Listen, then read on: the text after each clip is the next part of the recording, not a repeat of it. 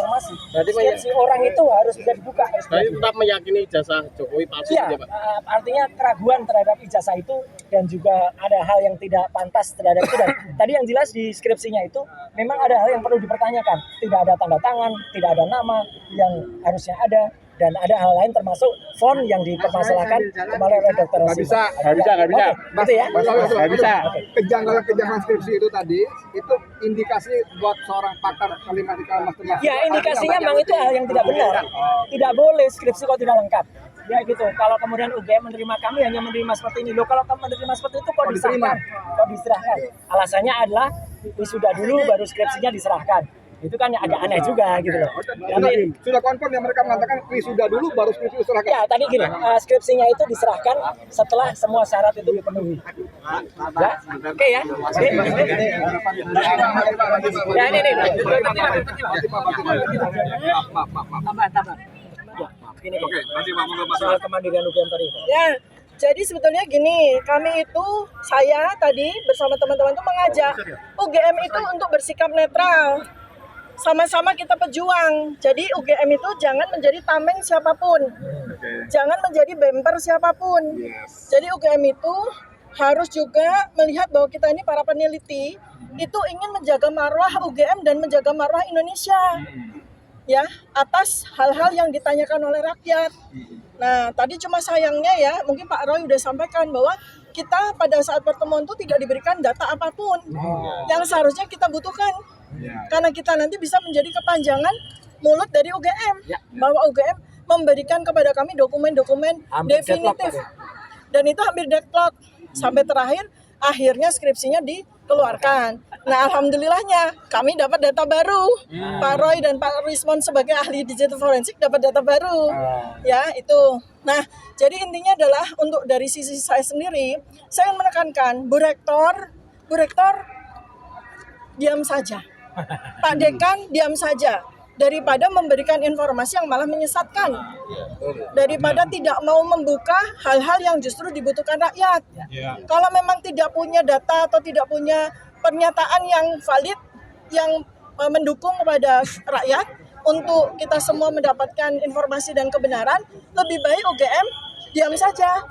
Jangan ditarik-tarik pada masalah yang rektor sekarang tidak tahu. Ini masalah rektor yang dulu, bukan masalah rektor yang sekarang. Ini masalah dekan, bukan dekan yang sekarang.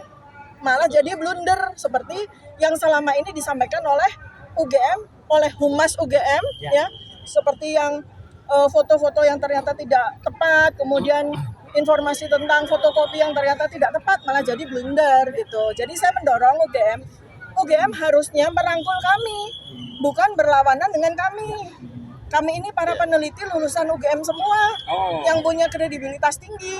Jadi kalau memang UGM mau bersama dengan rakyat sebagai universitas rakyat, UGM bersama dengan kami. Bukan bersama dengan orang yang sekarang ini sedang kita permasalahkan gitu. Demikian bisa saya sampaikan. Maaf, gitu. Tadi kan sudah sama-sama lihat begitu banyak kejanggalan dari skripsi itu ya. Kurang itu. Menurut pengalaman Mbak Tifa pribadi. Ya, pertama saya mau bicara tentang ijazah. Memang kalau ijazah kita tidak bisa minta kepada UGM. Karena karena begitu seorang lulus itu kan dia memegang ijazah ya. Jadi memang bukan pada tempatnya. Kita meminta UGM untuk menunjukkan ijazah asli, ya kan? Tapi UGM bisa memberikan bukti ya dalam bentuk dokumen-dokumen yang lain.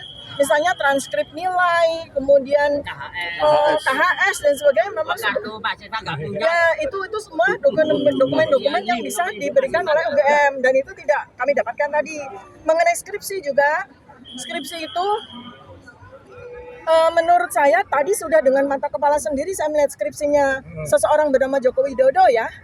Ya itu secara kasat mata saya bukan ahli digital forensik tapi saya sebagai alumni UGM melihat kejanggalan tersebut.